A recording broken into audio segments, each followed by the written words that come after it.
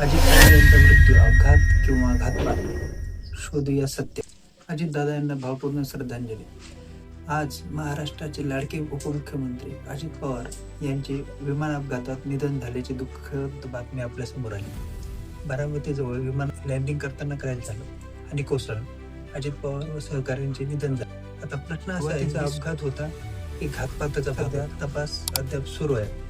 Black box आणि विमानाच्या data रेकॉर्डवर तपासल्यानंतर चुकीचं कारण स्पष्ट होणार. मीडिया आणि राजकीय चर्चेत घातपाताचा संशय वाटतोय, कारण की काही नेत्यांनी खुल्या चौकशीचं आवाहन केलं.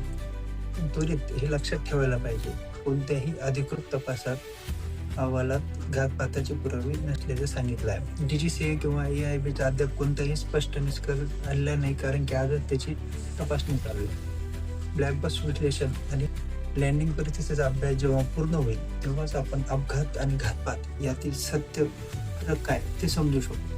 म्हणून सध्याच्या परिस्थितीत अजित पवार यांचा मृत्यू निश्चितपणे विमान क्रॅशमध्ये झाला.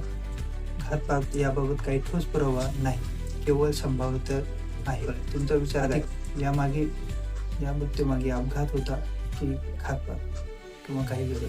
कमेंटमध्ये नक्की सांगा.